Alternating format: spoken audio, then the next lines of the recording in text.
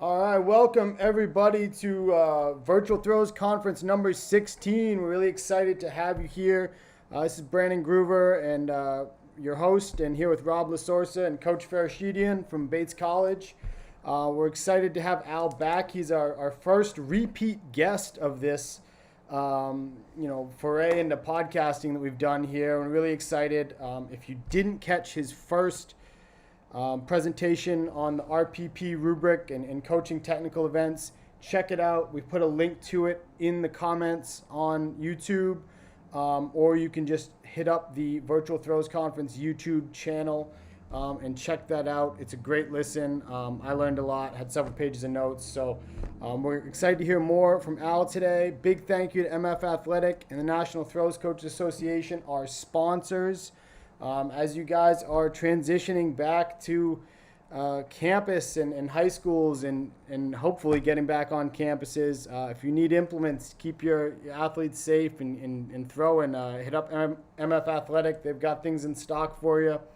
And if you are looking to keep up on what we're doing here with the Virtual Throws Conference in the future, follow the National Throws Coach Association on Twitter, and we'll be posting on there. So thanks, Al, for joining us. We're really excited to have you here today. Excited to hear more of your knowledge, and it's always a pleasure. So I'll turn it over to you and let you rock and roll.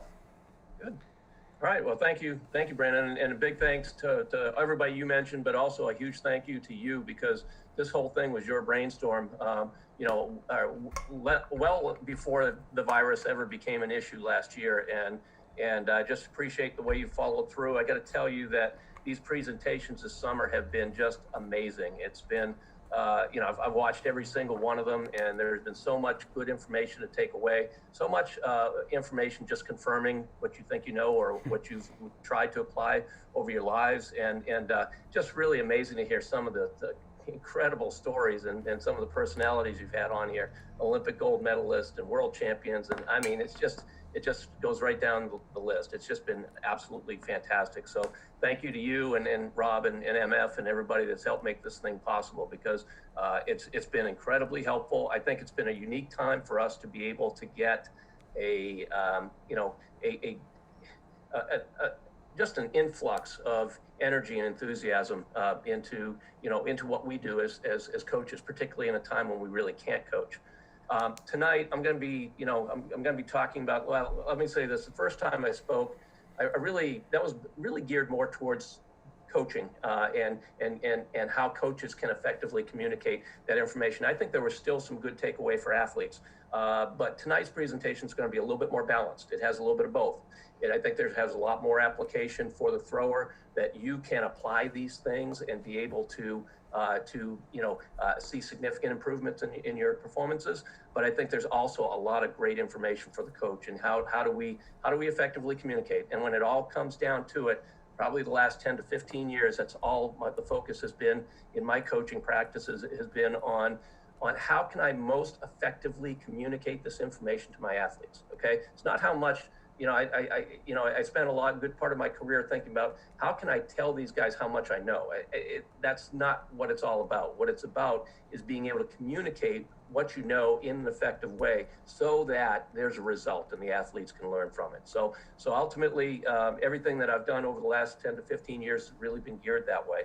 A few disclaimers that I want to kind of throw out there before we get started, because I think, just looking at the title of this, and we're going to be focusing a lot on post-side dynamics in the rotational throw, so the rotational shot and the discus. However, there's a few that I want to throw out there. First of all, I'm going to be referencing significantly and power side and post side throughout this talk. Power side for a right-handed thrower is going to be the right side. Post side is going to be the left side, vice versa for the lefties. And I will frequently mess up and say right side, left side. And when I do that, keep in mind that I'm generally referring to a right-handed thrower. So sorry to all of you that are lefties out there. I've got a ton of lefties on my team right now. So in 2 years, I'd probably be able to do a much better job of this, because I have to communicate to them as well. I've also sent Brandon a couple of articles that I'll be referring to throughout the talk tonight. And he is going to be posting them in the notes section of the YouTube podcast, and you can get a hold of them there. And I think that would be helpful for you to be able to go back. I'm going to cover a lot of the material in both of these articles, but a lot of it I'm going to kind of blow through pretty quickly. So if you want to go back and get a little bit more detail, I think those would be handy. The first one is called the discus throw, and that was actually an article I wrote. Rob published it in one of his journals back in the early 2000s, and it was really the traditional classic step-by-step breakdown of the event, phase by phase, and talking about what you need to try to get accomplished. Talked about common mistakes. We're going to cover some of that today, but like I said, I'm going to blow through a lot of it. That was, as I look back on things, that's how I spent most of my time coaching. It was a very comprehensive approach. I wanted to make sure I understood every element and every aspect of the throw, and tried to communicate that to my athletes. So and ultimately what we're going to talk about tonight is that is a contrast between a comprehensive approach and a more simplified approach. Okay. And I think, again, in the last 10 to 15 years, that's what I've really tried to do, is take the knowledge that I have, simplify it, and be able to get an effective way to be able to communicate that to the athletes. So that's where we're kind of going. I also want to, throw this out that, first of all, we're in the middle of a fairly significant threatening electrical storm out here. So hopefully nothing happens, but if it does, hopefully we'll get through it. And in addition to that, I have a very neurotic dog who loves to be at my feet during the middle of storms, and sometimes will make some significantly loud noises. So if that happens, I just want to apologize in advance. Hopefully we'll get through that. But really, from the technical standpoint, I think this is what I really want to convey, again, as a disclaimer, is that keep in mind, I recognize that all throwing events are all total body events. And ultimately, we have to learn how to incorporate the entire body to make any of these events move. Again, I am going to be focusing tonight specifically in those events on post-side dynamics, okay? However, you can't get away from the fact that it's a total body movement. It starts from the ground and works all the way up through, the upper extremities, all the way through in every event. You can't get away from that. This is a concept that I have used in the rotational shot and the discus, all right?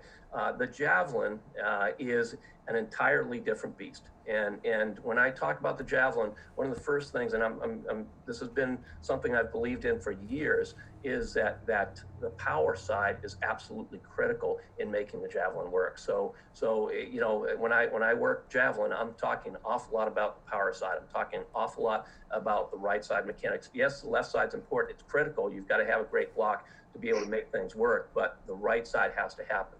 And again, that's true in all these events. It's just that I think in the rotational shot and the discus, you can get an awful lot, and an athlete can get an awful lot by understanding what the post side mechanics really need to be. So those are some of the things I wanted to kind of lay out there. In my earlier presentation, the RPP rubric, we discussed the significance of watching for rhythm, posture, and positions through the throws. A lot of the theory that developed that concept came directly from what I'm going to share with you tonight. So hopefully it'll be kind of if you watch the first one, then it will give you a better idea of how I came to those conclusions and how that's been working effectively for me. And as with my first presentation, this one's really about how to effectively communicate these concepts to our throwers in a way that we can allow them to readily apply and get that information. So with that, I'm going to pop up a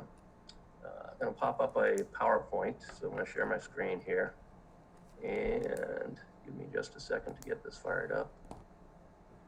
There we go. And okay, start slideshow from the beginning.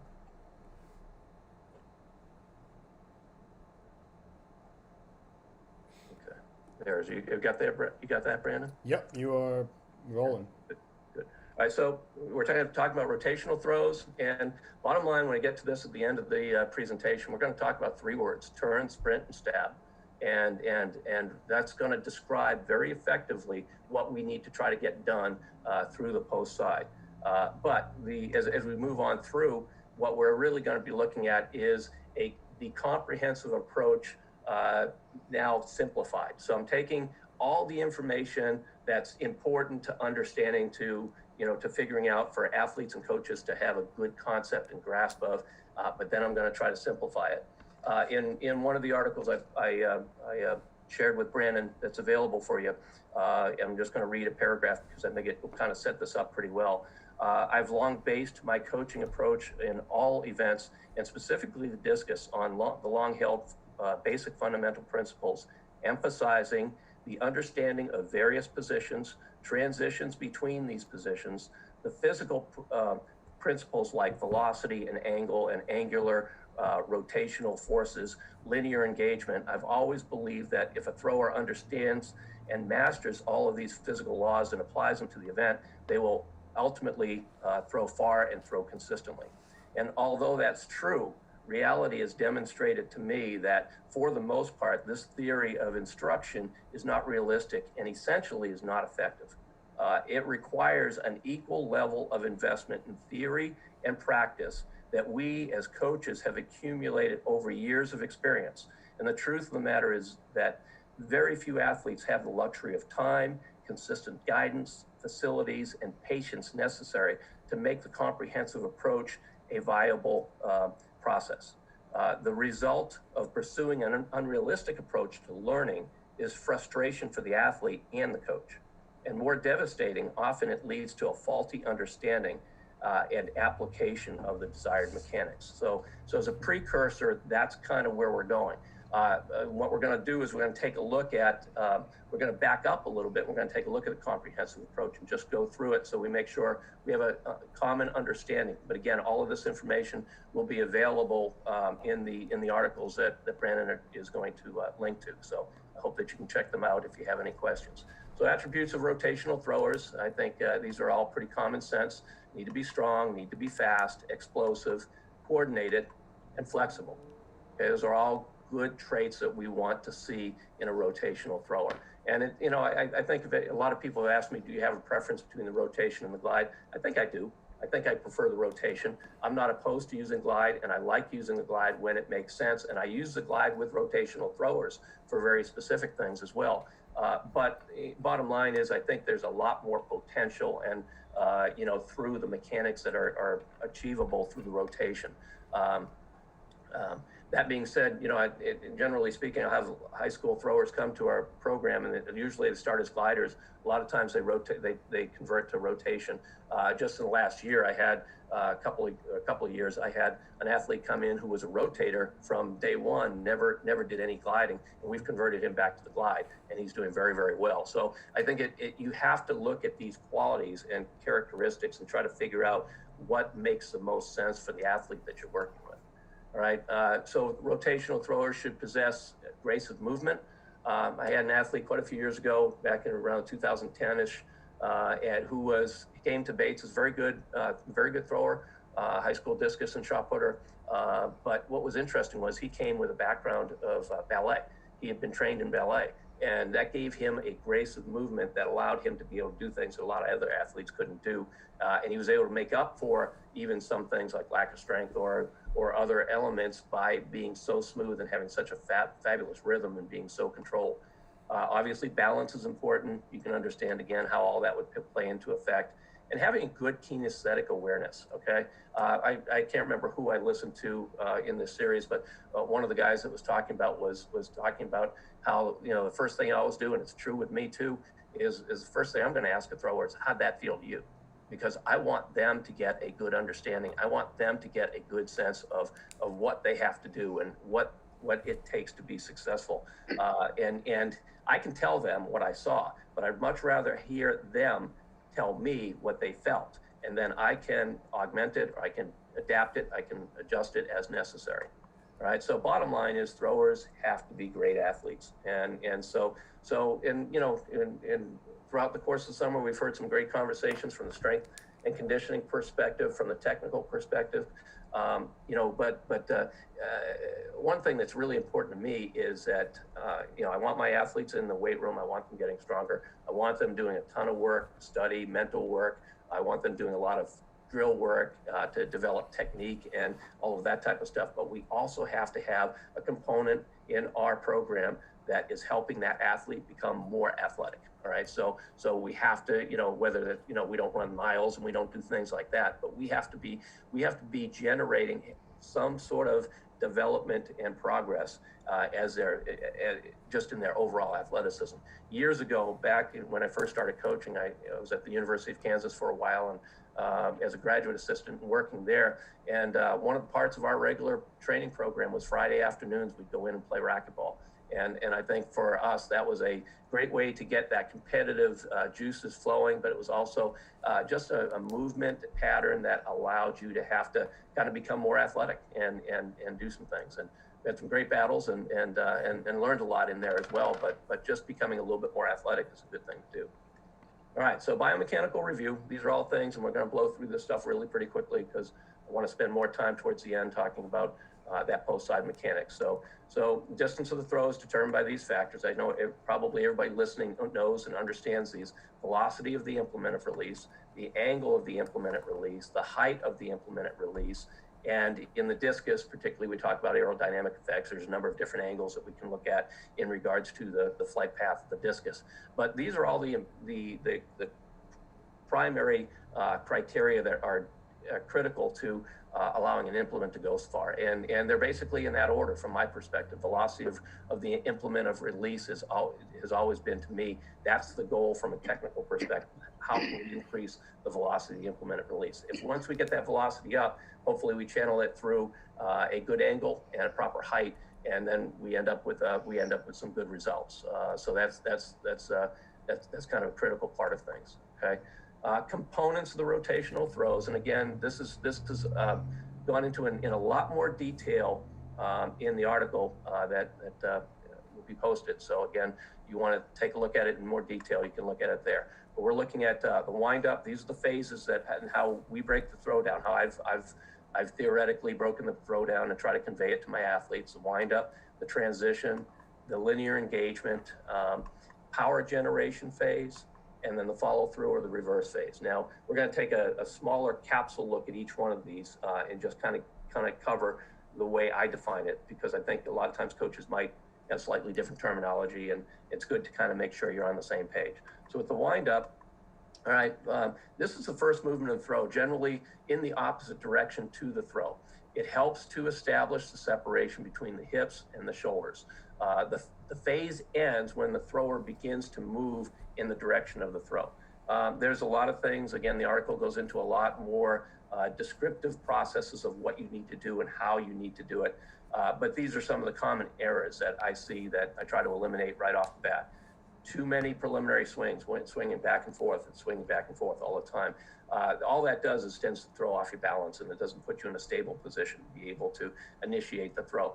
Too much speed. The wind up should be a controlled, relaxed movement. Okay, it's not going to contribute. That part of it is not going to contribute any velocity to the implement at release. So it's a matter of getting yourself in a position so that you can move effectively and establish the separation.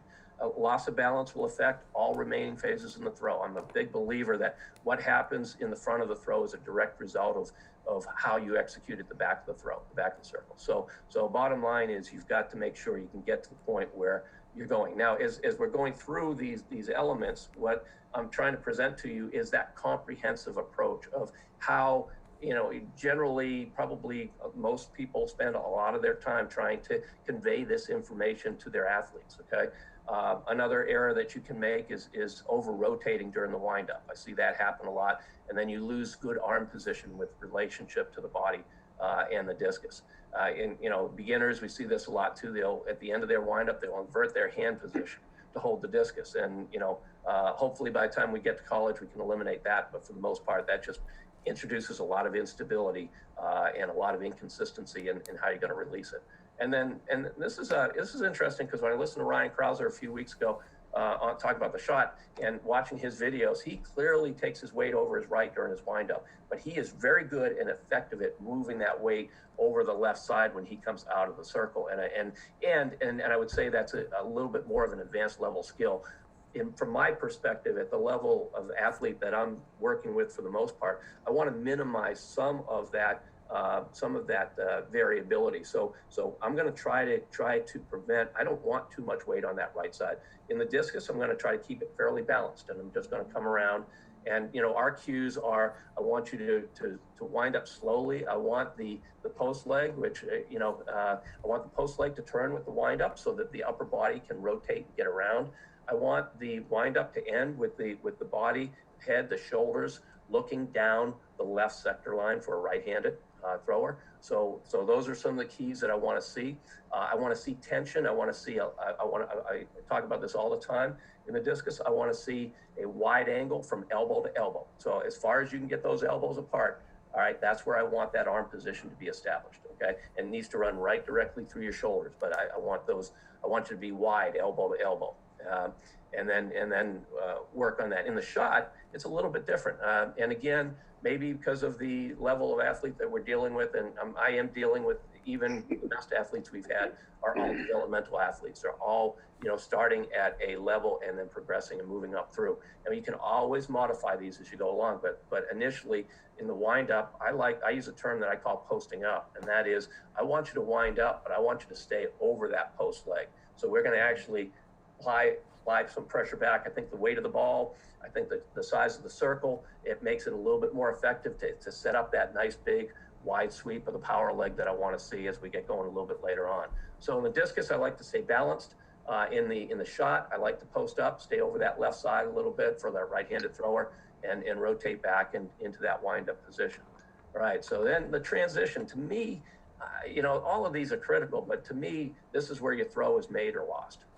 And so this is the point at which the throw, when the movement and the force are generated in the ultimate direction. So this takes place right at the end of the windup, and as we start to move into the throw, all right, we're starting to move in the direction of the throw.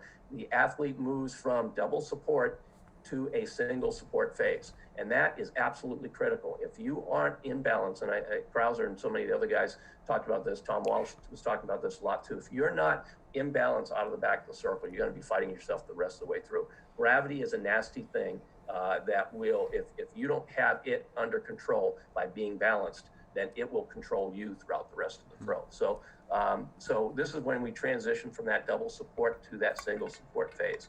Again, common mistakes that we might see here is initiating that movement too fast, failing to move the weight adequately over the post side, all right, loss of balance, allowing the knees to be too close together during the single support phase. So during the single support phase, that's the sweep of that power leg coming out of the back.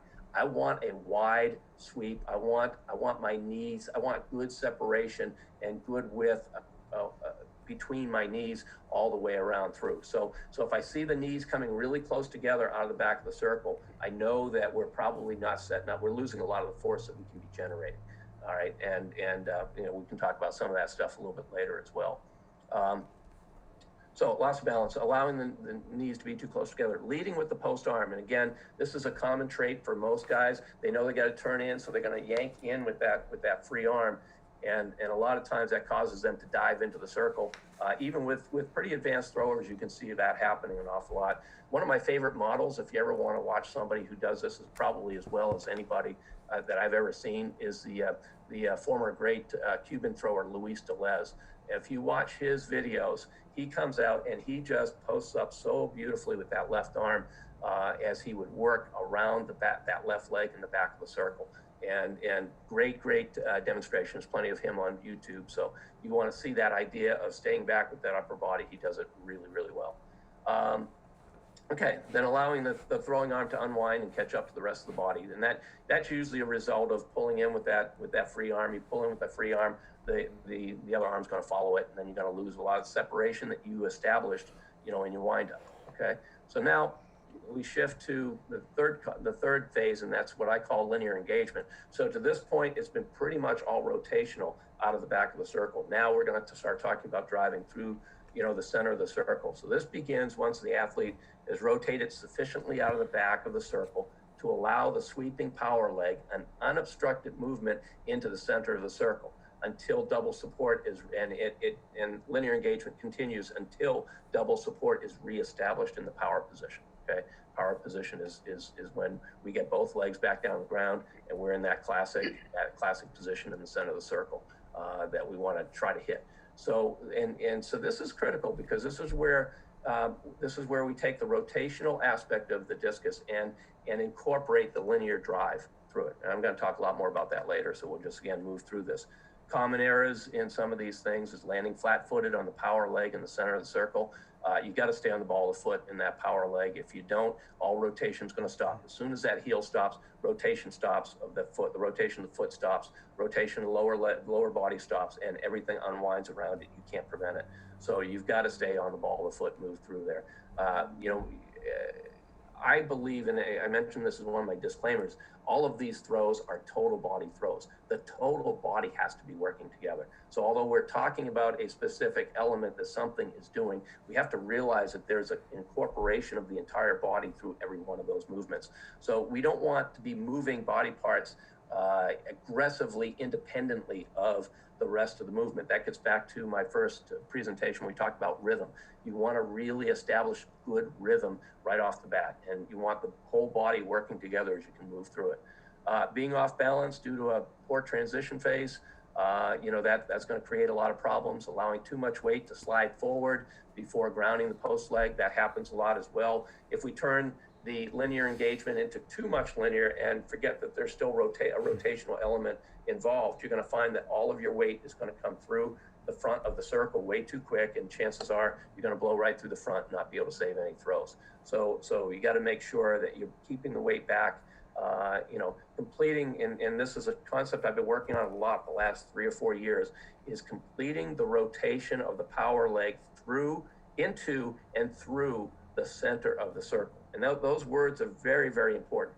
We got to complete the rotation into the center, but not only into, but through the center of the circle. So I want a continuous, in this case for righty, a continuous right foot rotation all the way through. And that rotation is starting from the sweep in the back, and it's working its way all the way through contact in the center and right through double support in the power generation phase, okay? And ultimately, if everything works the way I'd like it to apply one of the principles that's critical, and that's moving from slow to fast. So that movement out of the back starts slow, but as the foot starts coming in and things start tightening up, acceleration starts taking place naturally.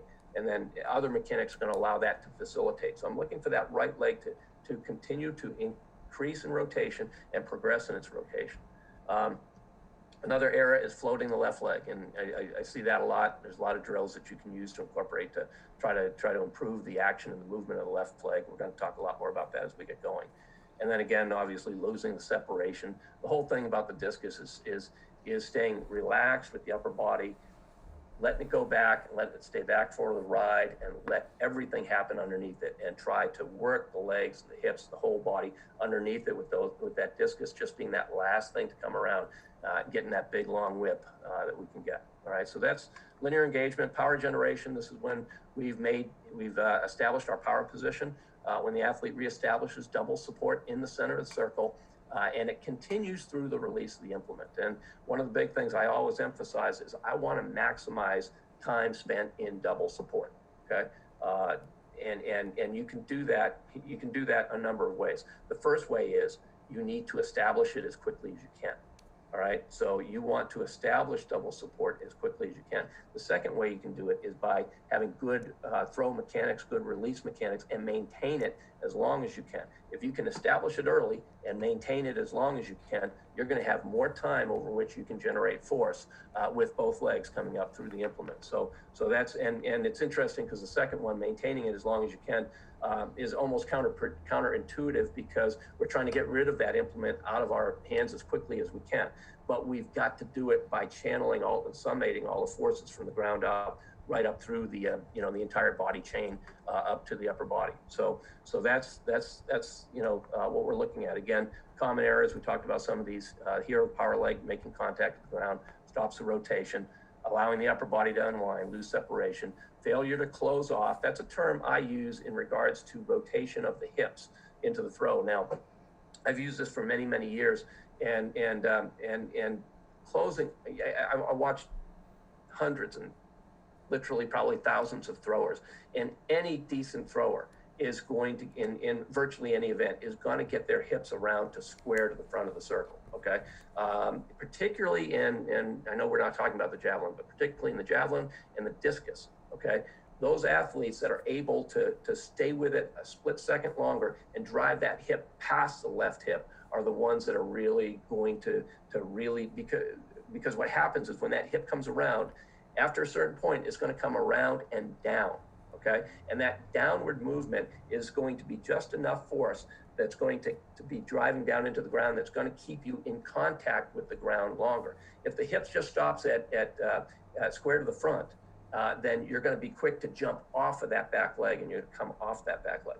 But if you can stay with it a little bit longer, we have a drill called an alternating close off where we do this over and over and over again. And we work on putting your hands on the hips so you can feel what happens to the hips when the hips go a little bit further. And to do that, you've got to have good rotation through your power side, and you've got to have a strong, effective block through your post side. And so when you combine both of those things, you get the hips to close off. And that's really a critical element, especially in the discus.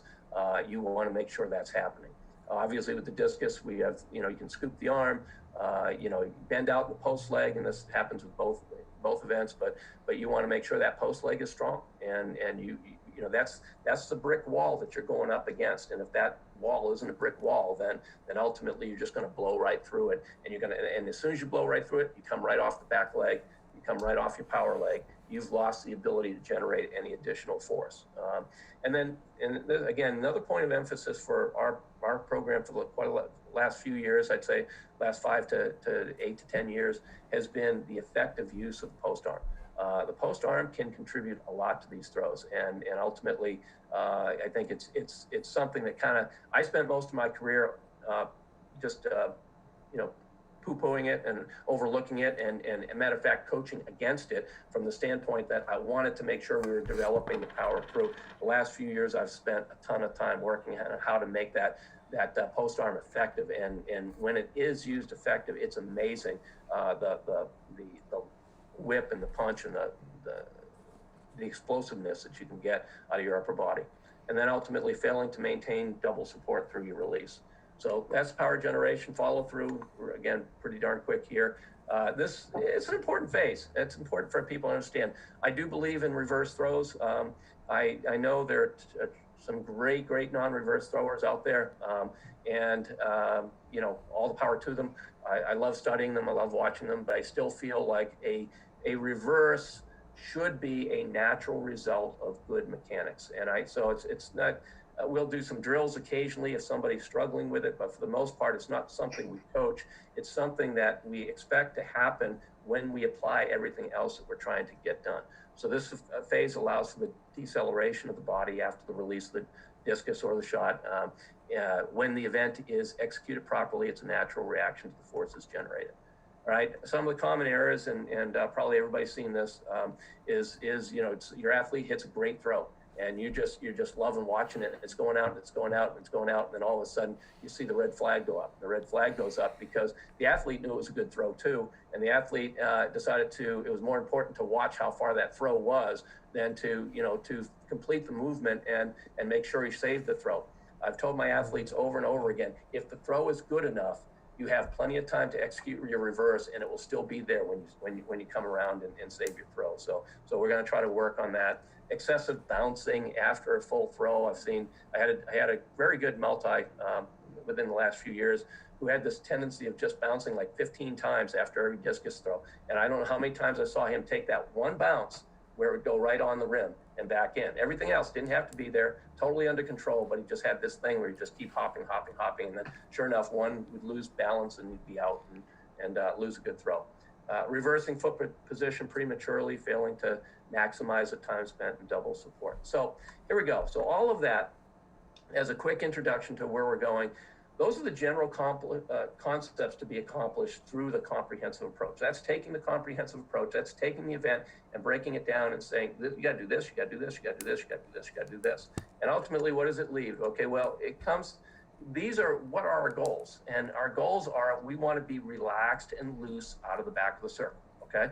All right, so if we take everything that we just looked at, kind of summarize it, it starts coming into this stuff, okay? We want the weight balanced over the post leg through the transition, all right?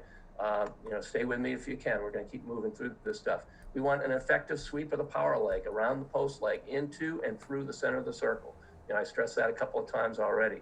We want a rotational, I talk to my athletes about this all the time. I want a rotational power leg. I want a linear post leg. I want that power leg to be as wide. I want that rotation to set up as wide and get as much power out of that as we can. A wider radius is going to rotate slower. As that radius changes throughout the course of the throw, there's a natural acceleration that takes place that an athlete doesn't even have to think about because physics take care of it. But I want that left leg to be linear. A lot of times what happens with guys is they get the idea of the rotational power leg, but then that's the rhythm that they stay with. And then all of a sudden the post leg becomes rotational again. Now, if the post leg is rotational, you're going to be very, very slow to getting into double support. That whole concept of maximizing double support, you're not going to be establishing it as early and as quickly as you can. And we all know you only have, once you get on the ground, you only have so much time to be able to execute the throw. So if it's taking you that much longer to get into double support, you're going to have a much smaller double support phase to be able to complete the throw. And I'll contend, and I think everybody probably would agree with this, you can't generate force unless you have contact with the ground, because all of our force comes ultimately from the ground. So again, there you go, maximizing time spent double support, establishing it as early as possible, maintaining it as long as possible. Good balance, posture, control through the throw. Every position should be a balanced and strong position. Okay? Positions create strength. Movement through positions generate power. And that's sort of a concept I'm just playing with right now, but I think it's important. You need to be in strong positions, but not only do you need to hit those strong positions, you need to be effectively move through those positions to generate the power you want. All right, continue power side rotation through the center of the circle. Some of these things I've already covered. Powerful blocking action with the post leg. And oh yes, we can talk about orbit, separation, we can talk about the free arm range of motion and the action, we can talk about speed, acceleration, power. If I went on it, I could probably list 30 other things that we can talk about, okay? But bottom line is, all right, if you're staying with me through this point, congratulations, you've done a great job. At the same time, try to convey all of this to an athlete in a practice session and try to get it to a point where they can make some meaningful, progress and work through it. And that's where I kind of started to realize that's not as easy as you think it is. And, so now I try to convey that this and many more important concepts to the athlete is the way that he can, in a way that he can receive it, and most importantly, apply it. So we want to take all the information from the comprehend. We need to know this stuff. We need to study it. We need to be able to evaluate it, but we need to find a way that we can more effectively communicate it. So as I came through, I'm going to share another bit from the second article that should be called Turn, Sprint, and Stab, which has really become the sequence of what I've been focusing on. And after looking at all this stuff and watching athletes in practice and getting frustrated myself because I'd be saying the same thing to 5 different athletes in 5 different ways. And I was, after a while, I started wondering, what am I getting across to them? What are they hearing? I'm going to say one thing to this guy in a meet, but then try to get the same thing accomplished to somebody else, and I have to say it entirely different. And it became incredibly complex. So it led me to consider that what I am seeing and what really has to happen. All right. So what were the key components that were most critical for them to learn? 3 things came to mind. First, there was balance and control out of the back of the circle. All right. So that's a given. We have to be able to get to that point. Okay. Secondly, I wanted them to combine the rotational and linear forces in an effective movement across the circle.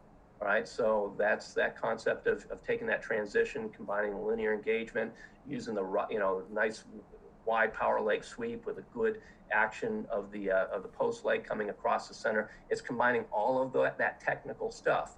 All right, and then Ultimately, I wanted them to be able to develop an explosive and powerful release. Okay, so we take all of that technical stuff and we break it down into balance and control. We're combining rotational and linear forces and putting ourselves in a position to be able to be explosive and powerful through the release. That, in the essence, is what we're really trying to get at. Okay, so it was then when I realized that if we could focus on these general components, my athletes would generate good rhythm and consistency in their throws, and ultimately leading to better performances. And I got to be honest with you, I've seen that happen so much in the last 8 to 10 years as I've been incorporating this concept.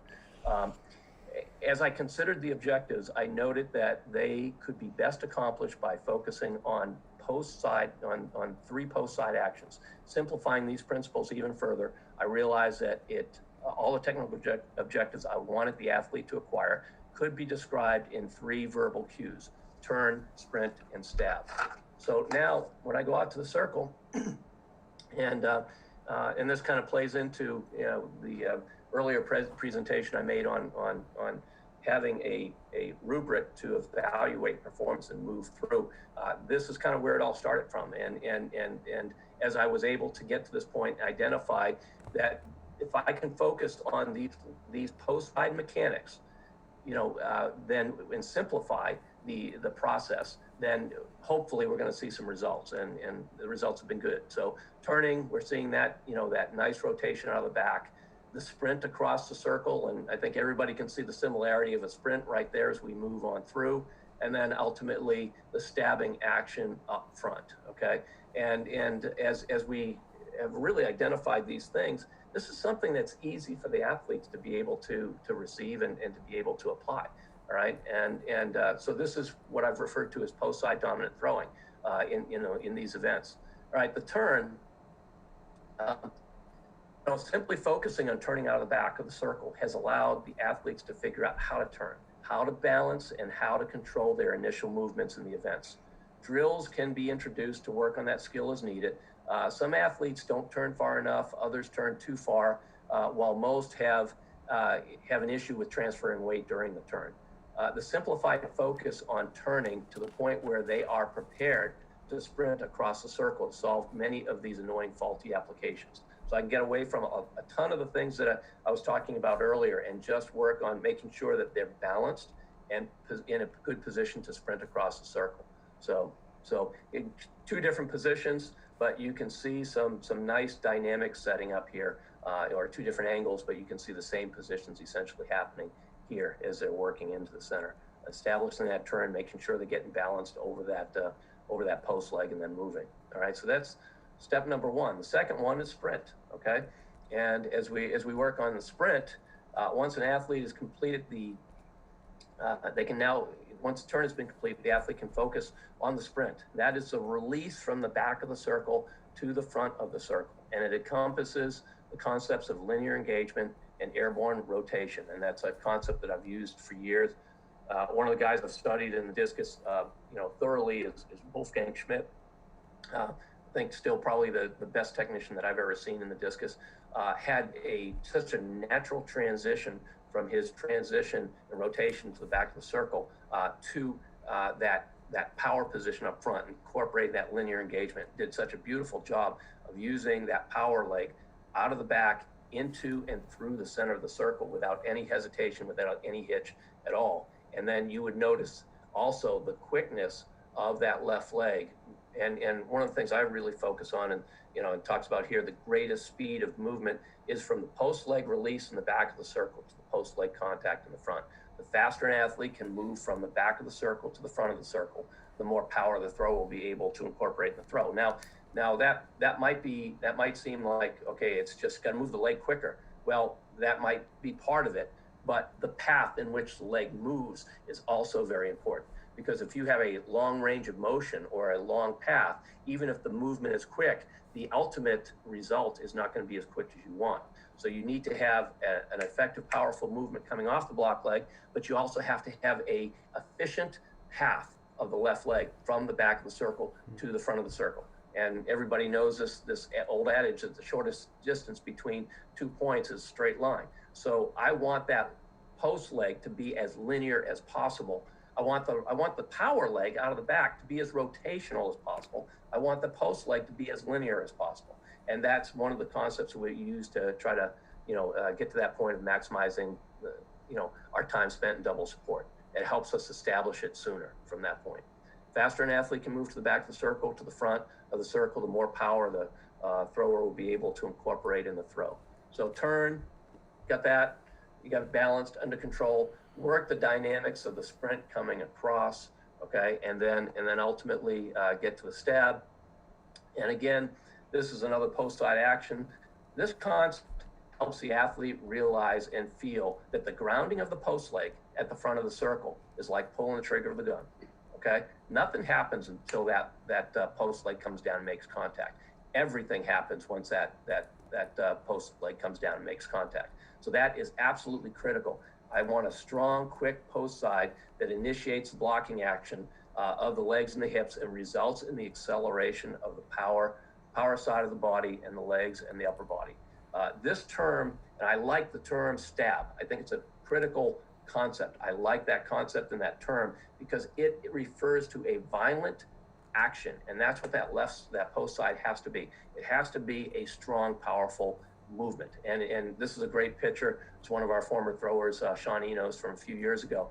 Great left side mechanics. I mean, he's off the ground a little sooner than I'd like in this position, but bottom line, you can see that left side coming right up. And one of the things I've always shared with athletes, and I think it's true when you watch elite throwers, that generally speaking, and I wouldn't say Sean was here at this point in time, but generally speaking with elite throwers, the first leg that will come off the ground will be the front leg, post leg. If they've been effective in really blocking that post side, then that will come right up through. And ultimately, I'd love to see them stay back on that right leg just a split second longer as they work on through.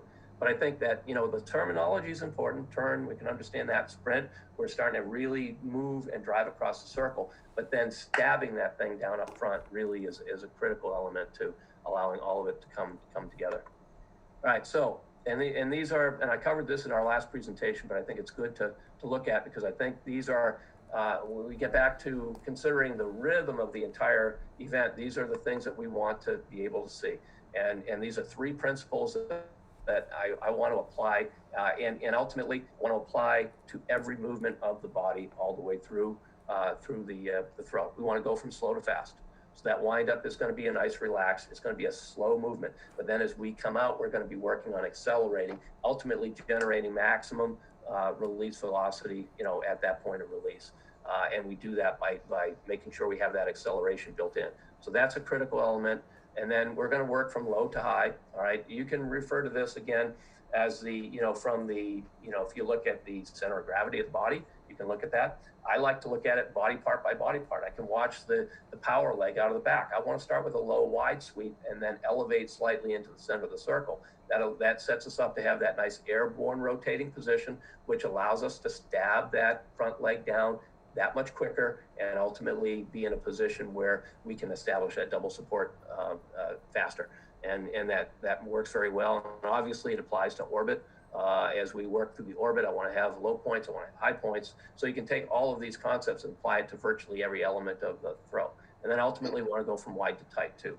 And so again, with that sweep leg out of the back, I want that wide because I want that movement, I want that speed of that movement controlled.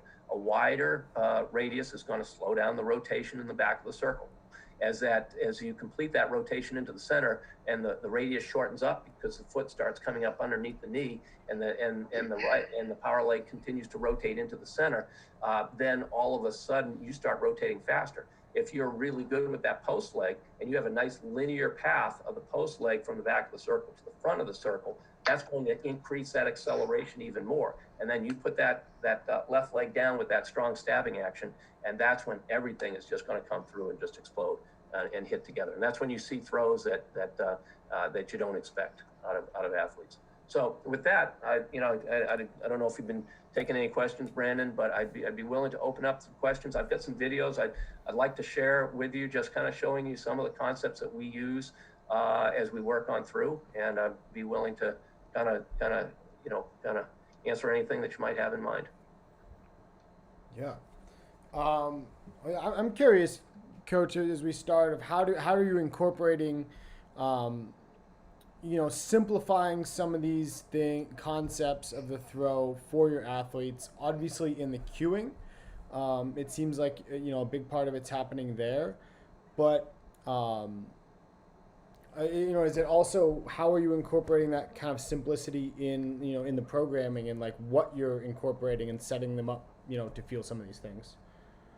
I think a lot of the drills that we do, Brandon, start from incredibly elementary, and then just build step by step. And we do a ton of drills. We do many more drills than we ever do full throws. Although we do good, we do take a good number of throws. But the bottom line is we're going to build that in. We're going to introduce the movements step by step. And I'm a firm believer of you're never going to be able to do something fast unless you can do it slow first. So we're going to be painstakingly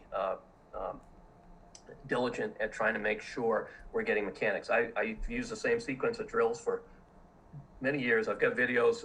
I don't have a lot of discus videos queued up, but I've got some good shot videos queued up that I can show you.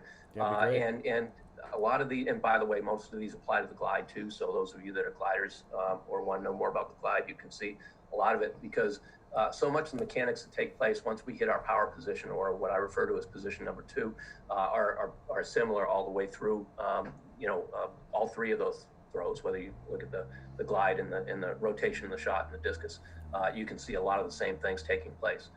So we drill it in the drills, and one of the things that I think one of the reasons why our program has been successful, we've had a lot of guys continue to improve, is that our guys really do become students of the sport. And so this comprehensive approach that I'm talking about is something that I want them engaged in, but it's not something I want them engaged in at practice. Okay. This is something I want them to have a good understanding of what has to take place. But when we get into practice, what I'm doing is I'm simplifying how I'm communicating the information. And from the first presentation, I'm going to always look at rhythm first, and then I'm going to look at posture, and then I'm going to ultimately evaluate the positions, position by position, work on through, and I'm going to try to really simplify how much information I give them. So and I think that's the answer to your question is I want to give them what they can handle and what they're ready to receive at that point in time. And I'd rather make the mistake of giving them too little than giving them too much. Because once they start thinking about it, and the paralysis of analysis just starts setting in, and you can lose a session pretty darn quickly. Awesome. And we had a question, and maybe this is you'll touch on this some in some of the videos you're going to watch, but we got a question about can you talk about the block arm, and we talked a lot about the post leg. Can you talk about some of the the post side arm actions and how that incorporates into the throw? Yeah, and you're right. You'll see a lot of that in some of the videos that we're going to look at. The post arm, I believe, has become, in these events, has become really important. And again, it's something that I just ignored forever. And once I realized how it effectively worked into the timing of the throw by using those 3 elements I just shared with you, slow to fast, low to high, wide to tight. Once I figured and really recognized how much those 3 elements carried over directly to what post arm does, then it really kind of gave me the freedom. And our greatest thrower that we've had here at Bates College, David Pless, and we'll be watching some of his videos. I don't know how natural it was, but the left arm came very naturally to him. I know we worked on it. I know we did a lot of drills to really try to develop it, but he has a spectacular left arm in his throw. And I think a lot of times that's one of the things that helps give him, he's not, he's an elite level thrower. He probably doesn't have, he's very strong. He's just developed tremendously in the last, ever since he started throwing the shot. But I mean, he's just continually gotten better. He's gotten significantly stronger, but still, I think he would say that his strength numbers don't necessarily match up with some of the elite shot putters in the world. That being said, he can compete with them and throws very well with them. And I think he does it because his mechanics are really smooth and he's really developed some good things. I've always said with David Pless that look at his right leg, look at his left arm. Okay, and one of the things we talk an awful lot about when we're practicing, when we're in a drill format, drill session, we talk about cross-body coordination. I like for guys to think about, okay, what's my right leg doing? What's my left arm doing? Okay, or vice versa, and we'll do it. We'll mix it up and do different things at different times. What's my left leg doing and my right arm doing? And consequently, if you can start kind of crossing that X a little bit and really developing that coordination of the body, then it really has helped. So. And are there certain things that you do to practice that, that cross-body coordination, or is that just kind of something you're incorporating in your throws? Well, again, a lot of the drills kind of do that. I think it's a lot of times it's how we direct their focus. Like a lot of times if we're doing, we might be doing a drill that we've done 1,000 times. Okay, I might say to a person, going into the circle, all right, I want you to really feel what, your right leg and left arm are doing. I want you to feel the connection between those two. We're not talking hammer today, but, the whole thing about the hammer is the connection with the ball. Well, the truth is with all these throws, it's going to be the connection of the body together, and then ultimately, converting that into the force generated into the implement. So the body connection piece is huge. And the more ways you can figure it out, the better off you're going to be. And that stuff you do, in those cerebral practices that you have. We have, and I don't know that I've ever really termed it this way, but we're going to have practices that are cerebral, and then we're going to have practices where we're just going to get after it, and we're going to just focus. And when we get to that point, that's more of a meat type of situation. That's where I think the simplified approach really comes into effect. I don't want to be talking about 1,000 different things. I'm going to say, how'd you feel? How'd your turn feel on that throw? Okay, and I'll say, well, I was slightly off balance. Okay, so what are you going to do to get on balance? And then kind of work that way. But because again, I think I said this last time I spoke, but I think when you get in competition, the energy and the emotion and the enthusiasm that these athletes bring, their brain kind of shuts down a little bit. I think they can only take in so much at one time, and I spent way too much time in my coaching career trying to give them every little fix that they can have, and not allowing them to be able to make those adjustments on their own that they needed to. I need to give them guidance, and I need to be able to reinforce something that they're doing well, which is what I'm going to always try to do. But I'm also going to, try to give them maybe one thing that they can think of. Improve your turn. We don't have to worry about your stab until we can get you around the back of the circle. So we've got to get on balance first. So we kind of move that way. That's great. And we get a lot of questions. You've mentioned using drills pretty extensively, and having like effortful, focused, cognitive practice using drills. But we get a lot of questions about drills, and what are some of the go-tos that you're using? Do you have different drills for different parts of the throws, or you just using a couple of standbys that you just focus on different things? What are some of your go-tos? Well, I think probably that's a good segue to kind of go into some of these videos if you want, and then Perfect. Because I'll kind of talk through what we're looking at. So I'm going to stop sharing this here. We can come back to it if we need to, and just. Let me see if I can find these things here. Okay, that looks like it's open. So now go here. Beautiful.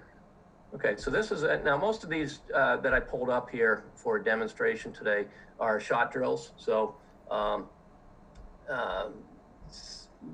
discus drills, we partly because we kind of run out of time in the season, we keep it fairly simple. We focus on various different types of front throws and half turns like everybody does, and I use South Africans occasionally, although I'm not a big fan of it, as some of the other guys have pointed out.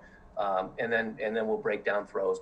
But in the shot, for instance, we've developed a sequence, and this is really one of our first go-to drills right here. And this is David Pless throwing it, and this is what we call a quarter, and we refer to it. And I'm going to show you a bunch of things here. Now I'm going to let Brandon let me know how this is showing up video wise, because I'm going to drag it. It should work okay if we do this. Yeah. But here he is getting set up in the back of the circle, and now notice that both feet are at the front of the toe board. Okay, this is a very elementary drill. All right, I've got one drill that goes before this that I use with absolute raw beginners, but for the most part, this is drill number one. It's quarter, and what it refers to is it's going to be a quarter turn with the upper body, and it's going to be a quarter squat with the legs. So you're going to watch him come up and wind up and get right there. Now, what I want to see, is that working okay? Can you see that? Yeah, no, it's much better when you drag it, for sure. Okay, Okay, so what I'm looking for here, and hopefully you can see my cursor too, is I want to see a straight line through from elbow to elbow, right on through. All right, now notice where David's left arm is. It's fully extended. All right, this is similar, and I'll show you another drill in a bit, that this is similar to the position I want to get to in our third position, moving into our fourth position. All right, and ultimately what we're getting here is I talk about this free arm. I want this free arm wide and high to 180, and this would be 180 degrees right here. Okay, so I want to see that. I want to see that free arm wide and high to 180. All right. Again, I'm doing that because I want it wide, because I want to control the acceleration of it. So many people will just keep that arm bent and just pull it around, and they, what I refer to as chicken winging it, they'll come in here. They're not going to get the leverage that you want to get out of that left arm. So we want to hit, this is an important position. We want to hit this position right here. All right. And then from there, notice how the ball's still back. All right. He's in a very good position.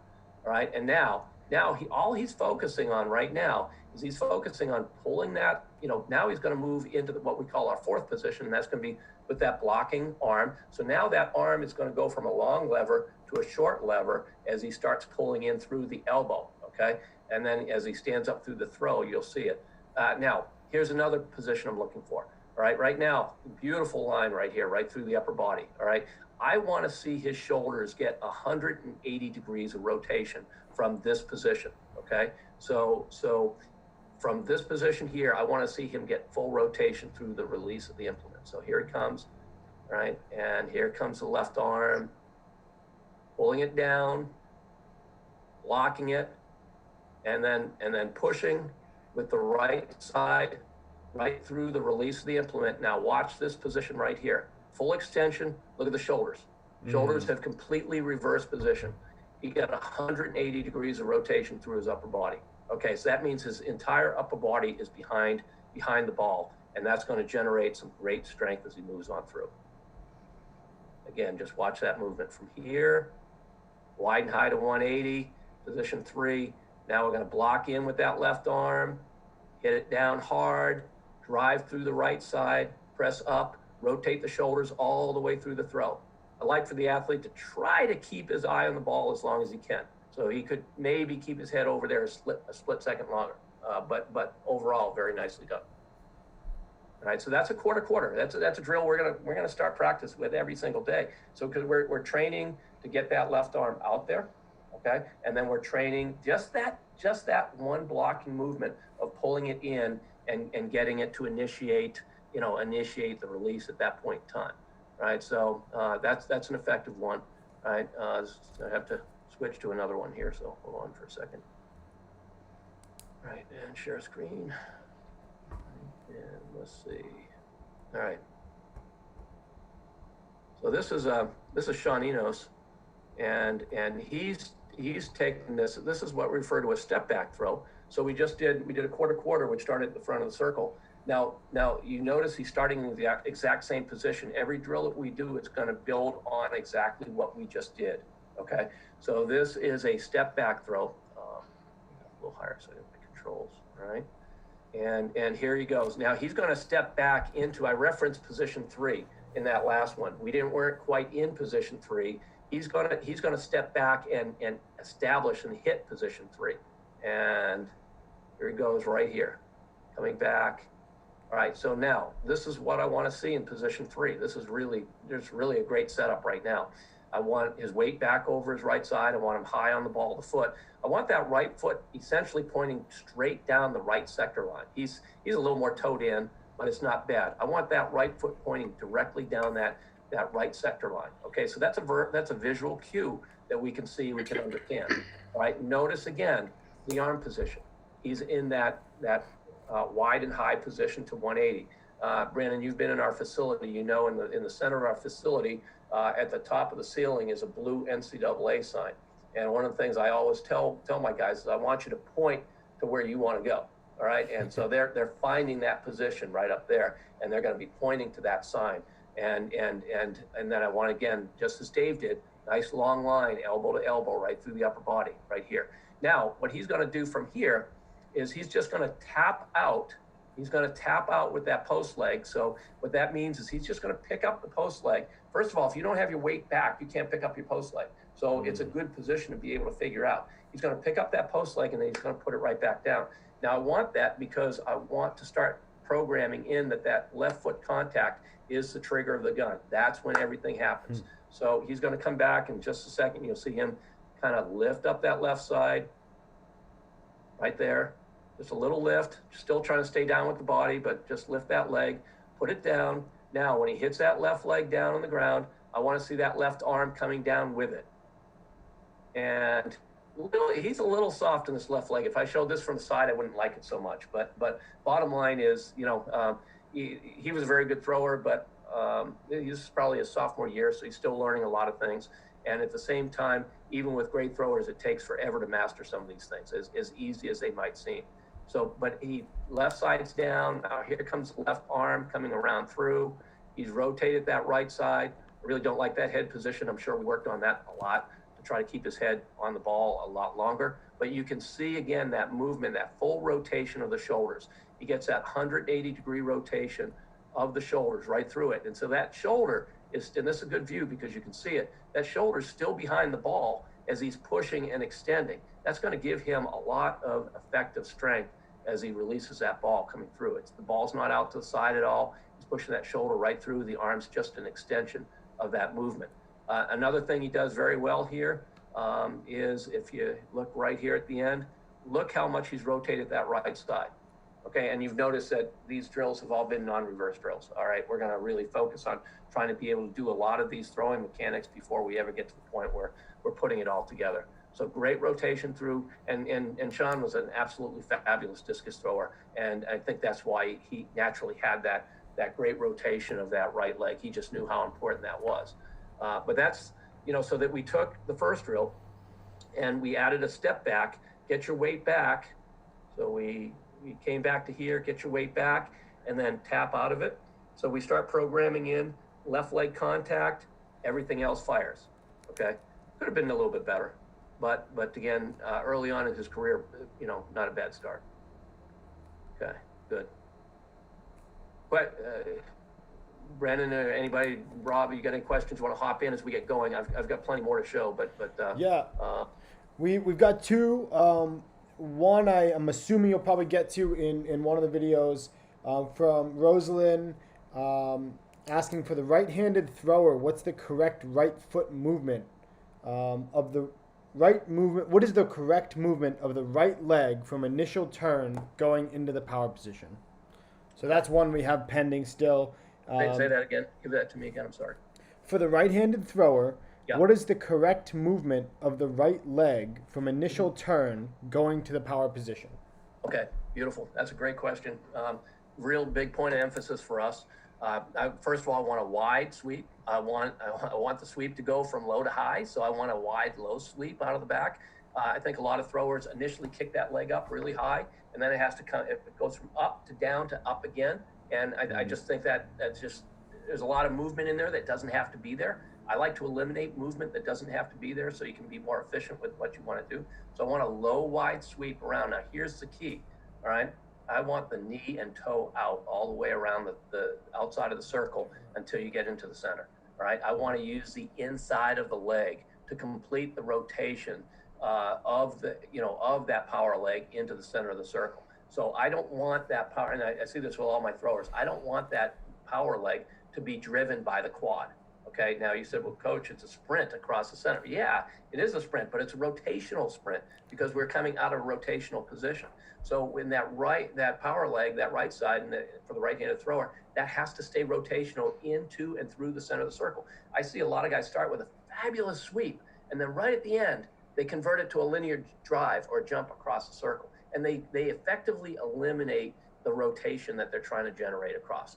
That direction, that linear movement, really, I believe, this is my perspective, needs to come off of the post side. That needs to come off the left side.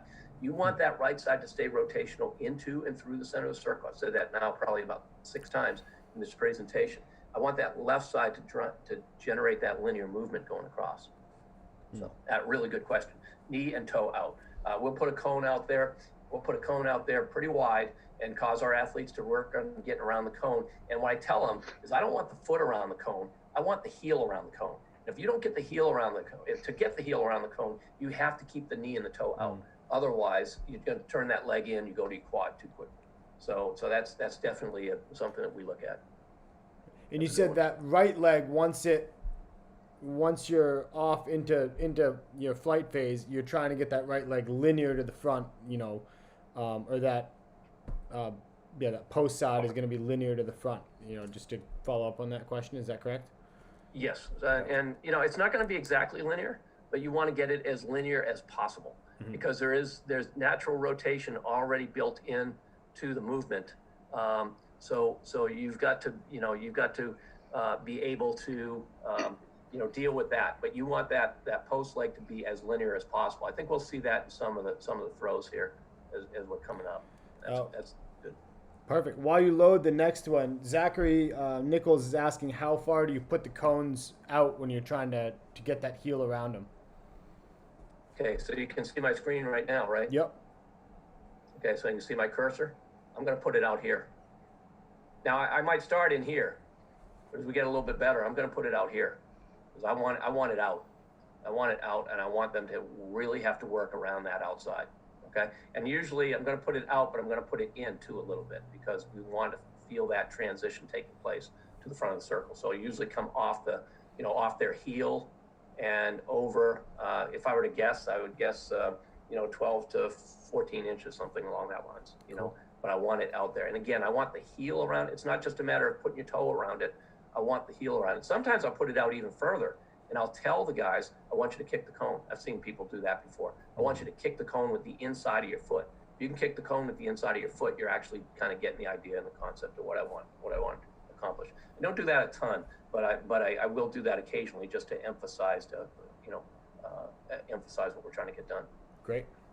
So, all right. So this incorporates a little bit more. Now I am jumping through. I've got probably 3 or 4 more drills that fall in, but for standpoint of time, I want to kind of move through it. You're going to get the idea of what's happening. So this is what we refer to is this drill. I'm going to refer to as 1 to 2. So we're starting in the back of the circle. We're going to start seeing the whole throw. It's starting to materialize here. But we're going to go 1 to 2, and we're going to stop in 2. That's our power position.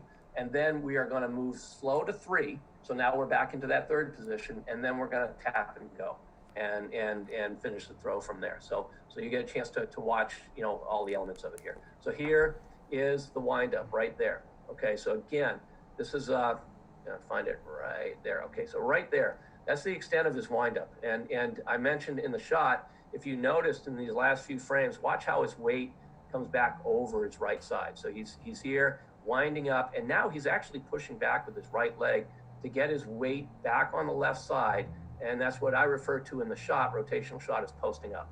I want, and again, Ryan Krauser, he believes in taking that weight over the right, and I think David Pless is at a place where he can do that now more effectively. But at this point in time in his development, this was the simplest way to get him on balance, to put him in a position to go there. So I understand that there's probably a little bit more there, but I'm looking at trying to get some consistency out of these guys and try to make sure they're in a position where they can come out. So this is just going to be a slow movement, but he's going to come out of the back nice and relaxed, nice and easy. And look at this, sets it up with a nice wide leg. Look at that, all right? See where that, that he's well around that cone, all right? His heel is well around that cone. That right leg is fairly low, coming around, okay? Knee and toe is out as he works on through. Now he starts bringing that right leg back underneath him, finds center, stays high on the ball foot, stops in his power position. This is his power position right here. So he's going to stop, and of course, whenever you stop it, you have to catch your balance a little bit. So he's here, and then he doesn't like exactly where he's at, so he's going, and the reason why he doesn't like exactly where he's at is he cut his rotation a little short. He cut his low rotation a little short here. He could have stayed with it a little bit longer. This is a case where, again, he started to move to the linear movement of the right. So that right leg never quite found center of the circle. It's not bad, mind you. It's not bad, but it's not quite where it wants to be. So he knows that. So he makes the adjustment right here. Watch this. He just moves over, finds it, gets exactly where he wants to be. That's where he should have been to begin with. All right, but now he's in our, that's our second position. That's our power position. We want to make sure it's good. All right, now he's going to move slow to 3. So here we go, cross body coordination. I want to see that left arm wide and high to 180. Okay, I want to see that right foot rotate with the left arm down to the right sector line. All right, so here he comes. There goes that left arm wide and high to 180. I want that left arm to be free. So I don't want, a lot of times people start moving that left arm and the ball comes with it. I want it to be wide and high, but I also want it to be free. Notice how that arm is moving independently right now. It's getting ahead of him at that point in time, but it's working with the right foot. That right foot is always going to continue to rotate through the center of the circle. So here's that left arm, here's that right leg. That's the cross-body coordination I'm talking about. I want to be able to see those two things happening together. And now look at this. This is the exact same position. He's a little bit off balance. I'd like to see his hips underneath him a little bit more. I'd like to see his shoulders up over the hips. Those are little things that we can look at. But in general, look at that straight line again. He's been wide and high to 180 at this point in time. It's kept him back. The ball's still back in a good position, so he's going to be able to generate force off of that. And then ultimately, he's in a position where he's going to be able to finish that throw and get the full rotation of the shoulders all the way through. So now that's slow to 3. He's moved slow to the third position. Now he's going to tap and go. So he's going to do just what we saw Sean Enos do. All right, so he's going to tap, put it down. Here comes the left arm right there with the right side driving it. That's very nice. That's very nice right there. Seeing the right side elevate because he blocked down. See that left arm went from high to low at the end, or it's basically going low to high all the way through, but now it's coming down and it's causing the right side to elevate. So he's getting great elevation through his right side, great rotation through that right leg. And then here's that shoulder rotation through that point of release. So he's getting that full 180-degree rotation out of the upper body. And again, I think that's something that we lose a lot of times. We just want to get rid of the ball so quickly that we never give ourselves time for that full movement to take place. Very cool. Good. And then let me show you an actual throw. And I don't know, Rob might have a couple of questions that I could help with too, but. We've got one from Coach Sweeney, who's one of our previous guests. Yeah. He's asking, what have you found to be what have you found to be the most difficult part of the whole movement to coach? And have you needed different solutions for different athletes? Wow. The hardest, I still have to go, I think it was Krauser talked about this too. It's the back of the circle. You've got to, if you're not on balance in the back, you're fighting gravity. And that's a force that you're not going to win against if you don't have control of it in the back. So, really making sure that you are in a position where, you have that control, where you're controlling the throw and gravity isn't controlling you. I think that's a biggie. How do I convey that? Good point. I think convey that by, I think just really going back to the basics and the foundation and making sure that their rhythm's good and they're hitting the positions that they need to. Posture is good. That last picture I just showed of Dave, posture wasn't great. It could have been better. Could have had the hips underneath him a little bit more. It would have been a lot stronger. And again, that was Dave's senior year. So by this time, I can't tell you how many thousands of drills we had done. But over and over and over. But even though we had done that much work, you're always going to find areas that you can make those slight improvements on and go from. So I hope that answered Coach's question, but I think it's the back of the circle is absolutely critical. That's true for the discus too. I mean, and sometimes even more so in the discus because I think it's easier to lose your balance as you're trying to get across a bigger circle and generate a little bit more speed as you work on through. So. And for those of you watching, when Coach says thousands of drills, he means it. I happened to be there at Bates when David was there, and he used to come in the mornings and then come back in the afternoons, and I'd come in and work on, to work out on Sundays, and I'd catch him and a couple of the other guys throwing the high school implements with the barriers pushed out because they're, just love to do it and love to throw things far. So there's a lot of time spent there. Yeah, and you know, in that, particularly with David, I mean, those morning sessions, those were our cerebral sessions. Those are when we really, you know, would take the time and really think about, you know, we would, you know, by the time he was a senior, we had a pretty good idea of where he needed to go, but we would take a specific element and really just kind of focus on it. And he had that type of concentration, that type of focus, and that type of ambition and drive that he was, and I don't think any thrower is patient, but he was probably as patient as they come from the standpoint of being willing to take the time it took to figure it out. And so bottom line, you know, he ended up seeing some tremendous progress as he moved through. This is probably my favorite throw that you know, while I've coached. He's thrown a lot farther since. And I'm happy for him, and he's qualified for the Olympic trials next June, and I plan on being there to watch him, and it's been an amazing journey all the way through. But this, to me, is my favorite. This was at our home facility, the New England Championships. He broke the New England record on this throw, but it's just one of the, you know, it is a very efficient throw all the way through the process. Good application of technique, very smooth, very efficient in everything that he does. So you're just going to watch him as he kind of loads up, staying nice and relaxed, staying nice and loose. Okay, and then here comes his windup. Comes back.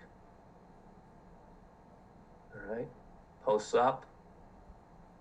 Right there, he's enough over that left side, so he's going to be able to control his rotation. He comes out of the back, push and sweep. Beautiful right leg coming out. Picks it up really nicely into the center. So this is where I see the right leg going low to high right here. And then this gives him a nice airborne rotating position. Okay, and I'm gonna see if I can show that to you. So he's right now off the ground, next frame or so, right there. And these 2 or 3 frames are critical. So that right leg has been wide and sweeping. Now the left leg, we're trying to pick the straightest point or straightest path to the front of the circle. So you're gonna notice the left leg pick up right there and then come down and establish double support as quickly as we can. Great power position. You know, I shared this with, one of the things that we do, and here's, you know, a little, I think I have a slide, I can show it to you if you wanna write down the information, but you know, with all the video that we have the ability to do right now, I use Coach My Video. I think it's a great program, although they're not supporting it as much lately, so I might have to switch. But most of these video programs have got a way to measure time on them, and ours certainly does. And one of the things I've studied for years is the time it takes for athletes to establish double support. So the time from power leg contact in the center of the circle to post leg contact in the front of the circle is really a key determinant on how far you're going to throw. And I can tell you, you can look at anybody that's going to throw anywhere in the world, and you're going to see your elite throwers are going to be somewhere between 16 to 19 100ths of a second in that phase. You're going to find, or maybe 21 hundredths of a second. I've actually timed a couple of guys at 21 hundredths of a second. But then your intermediate throwers are going to be guys that are going to be from 21 to hundredths of a second to 27 hundredths of a second, and then guys that are just learning are going to be from 27 hundredths of a second to 39 hundredths of a second, somewhere in that range. Just that extra time it takes to get into double support is really what determines how much force you're going to be able to generate. So here he's in a great. This would have been a classic, at least a 0.19, maybe a 0.16. I don't remember exactly, but clearly a 0.19 at least. But he's in a great position. Everything's still moving through these positions. Look at that left arm, wide and high to 180. Beautiful, right there. Okay, that right leg is turning. All right, now he blocks in a little bit tighter. The right leg finishes. Beautiful explosion right up through. Now watch that shoulder complete the rotation all the way through the throw. Totally balanced, totally controlled.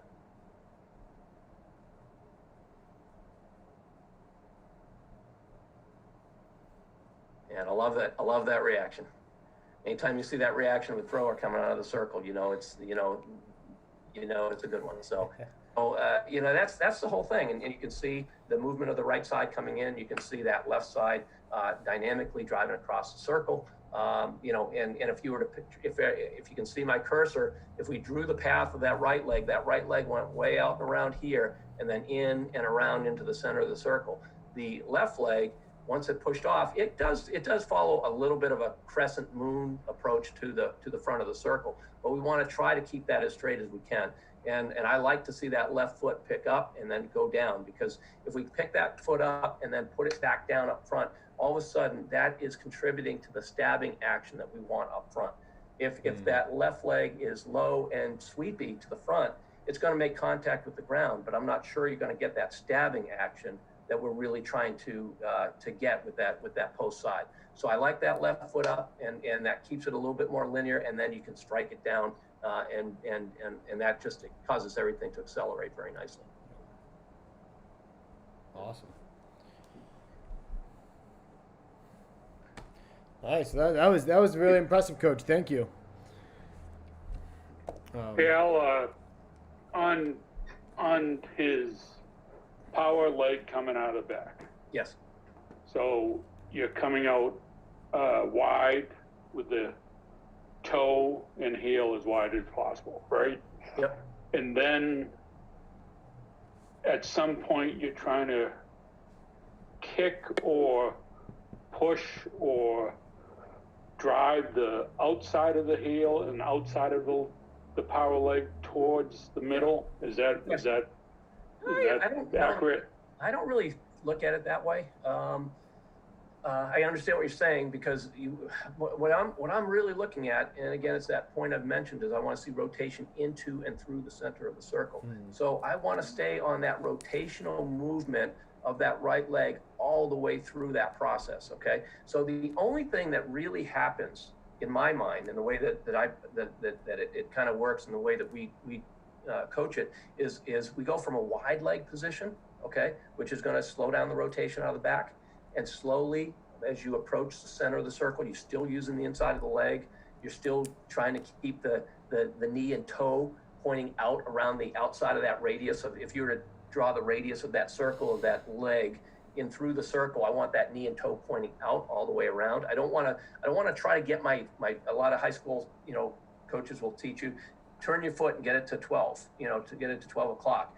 I don't want to do that. I'm going to leave it out there. I'm just going to let it do its own thing. I'm going to count on the rotation that we generate with the wide right leg. That what happens as you get closer to the front of the circle is that the foot drops underneath the knee. But I'm trying to keep the rotation through the inside of the leg consistent all the way through the center of the circle. Does that make sense? Oh, yeah, yeah. What's coming as that foot comes up underneath the knee, all right? And again, Wolfgang Schmidt does a phenomenal job doing this. You want to watch him. He's just incredible how it happens. But that foot just comes up underneath the knee, stays rotational through it. But because the foot is shortening, the foot comes underneath the knee, it's shortening the lever, the rotation accelerates. And as the rotation accelerates, and you combine that with that, that effective action of the left leg to get up to the front of the circle, then we've actually got acceleration taking, just because of the fact that we've gone from a long radius to a tighter radius with that right leg. And it still allows for that smooth acceleration through the front of the circle, and ultimately that great acceleration that takes place when the block, hits and contributes to the throw. So when you talk about that, that's one avenue on how to keep the power foot turning all the way through too, right? Absolutely. I think you mentioned that it starts right out of the back. Absolutely. And, here, I've never been big. Matter of fact, I'd be curious to see where Dave was, but I've never been concerned about where they land. Generally speaking, when they land in the ball of the foot in the center, if we're looking at a clock, they're going to be probably at something like 2 o'clock, maybe even 3 o'clock when they make contact. But because they're rotating into the center, that rotation continues naturally to you get to that ultimate, power position that we want to see, that we've coached, properly for years. So it's not as important where you land in the center. It's more important how you land in the center, because if you land with rotation taking place and you land on the ball of the foot, that rotation is just going to be a natural extension of the movement, which is going to be enhanced by the left leg movement to the front of the circle. So it's and I think that's a tough one. I got to be honest with you, Rob. I'm still working on how do I convey that information properly to my athletes. because it's a difficult concept to, it's one of those that requires a tremendous amount of patience and actually a tremendous amount of faith to know that it's going to work, to be able to just stay with it long enough and hit those positions and then be able to have acceleration. It's also a little bit of a timing thing too, obviously, right? Like, So, yeah. which takes a long time to. Right. And Patience. hopefully, It takes patience. Some like of those sequences that we showed you with the drills, we de-emphasize certain parts of it and emphasize other parts, but eventually you start to feel that whole thing coming together through that sequence. So, good. So I think it was maybe 10 years ago you first schooled me on this concept of the post side dominant theory at camp, and you presented it to some coaches at MF athletic camp, and I've heard it a number of times since, and I've told people it's one of the best presentations I've ever heard. Simply that. It's fantastic. Thank you. And it just, if people follow some of those drills that you show and that you do countless of, and I know you have a lot more too, but just those concepts that you stick to, those simplified concepts that you stick to, kids are going to throw a long ways.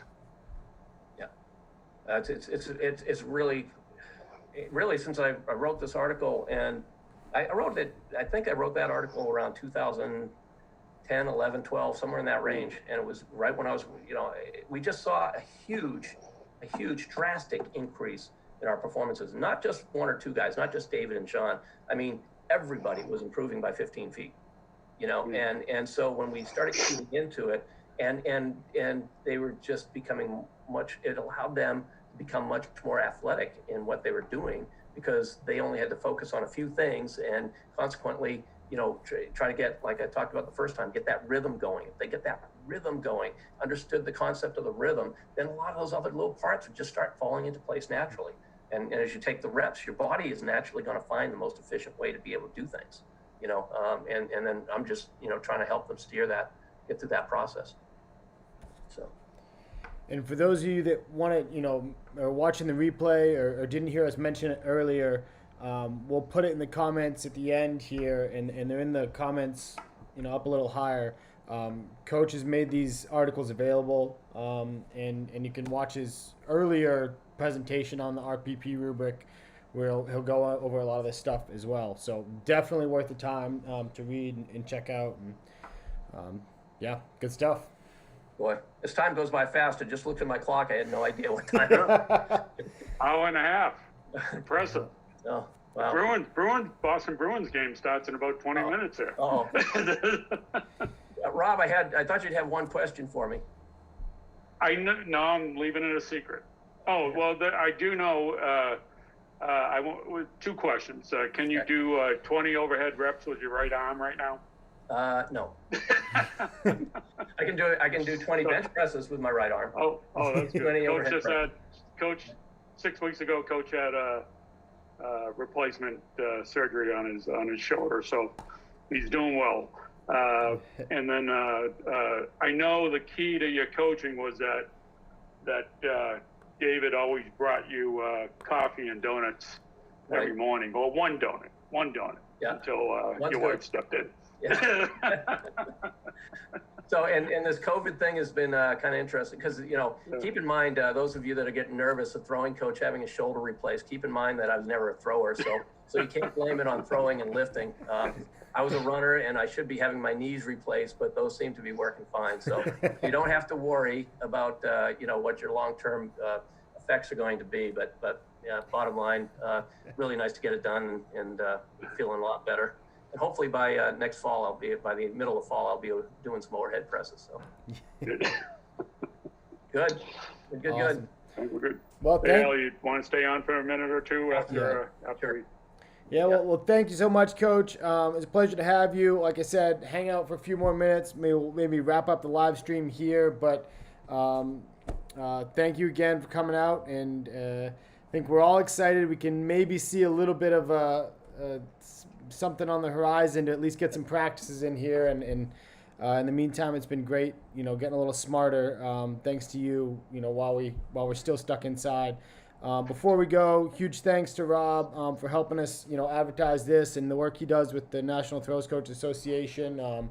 And thanks to MF Athletic too. And as you're putting in your orders for equipment, keep them in mind. They've got all sorts of throws equipment ready to rock and roll in stock. So I know I'm in the process of putting up an order.